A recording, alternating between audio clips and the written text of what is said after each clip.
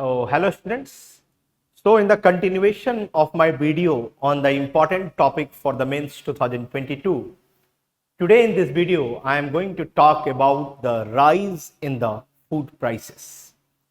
So if you will ask to anybody that what is the reason, then they will say that there are two reasons. First is Ukraine war and the second is COVID. So do you think that you will get even 2 out of 10 in your examination? No. And therefore, this video will help you in enriching your content. And there are at least 7 reasons for the rise in the global food prices. Along with this, we will see that how the global food prices impact the domestic prices and what is the impact of such rise. These are the 3 things which we are going to cover in this video. But as I told you about the enrichment in your answer writing, so the very first thing which you can mention in your answer if the question comes on the spike in the global food prices is food price index of FAO. So this index measures the prices of commodities in the international market monthly. And today this index shows that there is a 55% of jump in the prices. So what is the reason for the jump in this index is rise in the prices of vegetable oils, rise in the prices of cereals, rise in the prices of dairy, and rise in the prices of food. So, in the start or in the introduction of your answer, you can mention this food price index and you can use this graph also to fetch good marks. Now, we will talk about the regions. So, as I told you that the Ukraine-Russia war is one of the important factors for the spike in the global food prices. But just by mentioning the Ukraine-Russia war is not going to give you a good mark. You will have to mention that the Ukraine accounts for 10% of the global wheat exports in the market. Global wheat export. And because of this war, the wheat is lying idle on the field of the Ukraine and failed to reach at the coast for the export. Then Russia is also an important country for the export of rapeseed, millets, maize, etc. Then the second is demand for corn in China has increased. And at the same time, we know that the Brazil is the largest producer of the corn. But there is a drought in the Brazil and therefore there is a mismatch in the supply of corn from the Brazil and the demand of corn in the China. This is the second reason. The third reason is higher usage of biodiesels or the biofuels. We know that even the government of India is focusing on the biofuels. So what are the products from which biofuels can be produced? These are the food crops. And whenever you are diverting your land for the production of the food crops required for the production of the biofuel, basically what you are doing that you are harming the produce of those food crops which are meant for consumption. And that is resulting into the higher prices for the food crops. Then the next is increase in the price of fertilizer.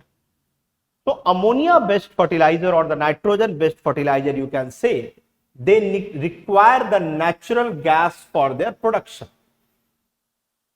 And the World Bank Natural Gas Index shows that there is an increase of 600% in the prices of the natural gas in the last 1 year. And therefore, the price of fertilizer is increasing. Along with this, higher freight charges.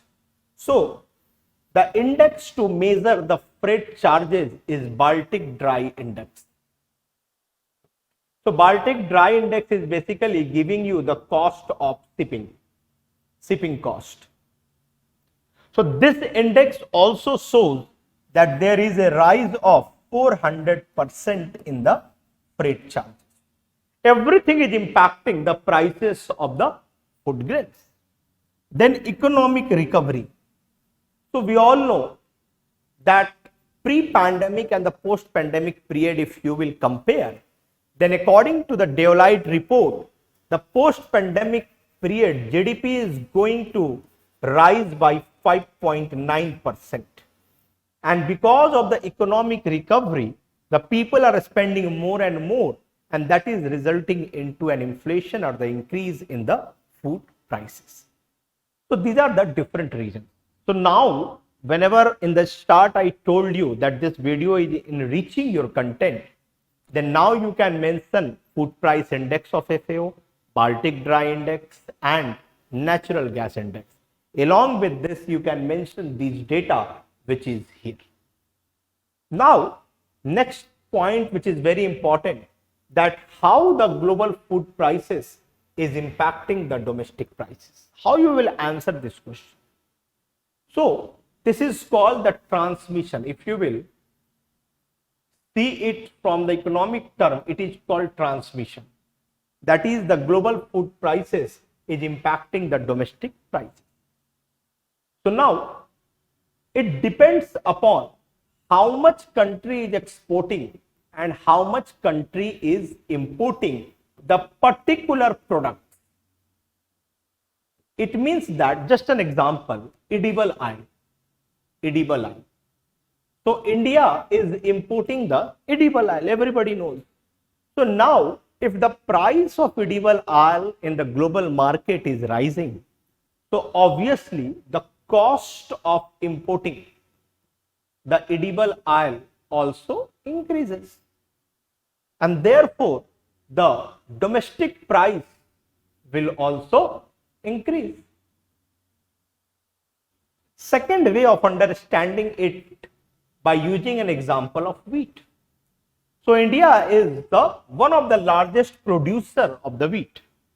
But when India has a mini agreement with the different countries and wheat is being exported from India, and then what is happening, that there is again a demand supply mismatch in the domestic market, and that is again resulting into the spike in the price of the wheat. Okay, so these two examples you can give to substantiate that how global food prices is impacting the domestic prices. Now, the next thing is how the global food prices is impacting us. The very first thing is hunger and poverty. So whatever achievements we have made and whatever goal we have set under Poshan 2.0 or whatever reports of National Family Health Survey is giving us for stunting, wasting and malnutrition, all the advantages which we have achieved is going to be compromised because of the non-affordability of the food grains. And we know that affordability is one of the parameters of food security. So in this way, you will have to link the points with the government schemes and with the umbrella version, that is the food security. Next is drain of foreign exchange reserve. So obviously, whenever you are importing the costly items which is important for you, it is widening, that is the current account deficit will rise. Third is social unrest. The best example is Sri Lanka and the African countries. Because of the non-affordability of the food prices, there will be a social unrest. Then you can also mention that whenever the global food supply changes or increases, then the respective governments of a particular country has to devise its policy accordingly. And therefore, the government of India has banned on the export of the wheat. So in the international market, it is giving a signal that India thinks about itself only at the time of the need. They may think as they want. And yes, it is giving a wrong signal in the international market. But being a responsible country, the happiness of the citizen is foremost. I agree to that. But yes, this can be one point which you can mention, impact on the soft power of the country. So these are the impacts which you can mention in your answer. Now what you can do, what suggestions you can give in your answer. The very first is that there should be a global buffer stock, so that in the case of supply side disruption or any mismatch in the global food supply chain, there should be a buffer stock maintained at the global level. Then any protocols or any policy which any government is thinking of for the biofuels, they will have to calibrate it, keeping in mind the balance between the food crops required for the consumption and the food crops required for the biofuel. Otherwise, go for research and development and try to find out the another products which can be used for the biofuel. Then global agricultural research system should be strengthened so that the new products can be produced, drought resistant products can be produced, heat resistant products can be produced. So the research should be done at the global level. Then new breakthrough required. As we have seen that there is a green revolution in 1970s, 60s you can say, then green revolution, now we need a new kind of green revolution, keeping in mind the need of the new India. Because we know that there is a climate change that has an impact on the yield of Kharif and Rabi crops, and therefore climate smart agriculture with the use of technology should be the part of the green revolution which we may think in our next stage. So these are the things which you can mention in your answer, and I know that it will enrich your answer. All the notes are provided on our Telegram channel at IAS 360. So thanks to all of you.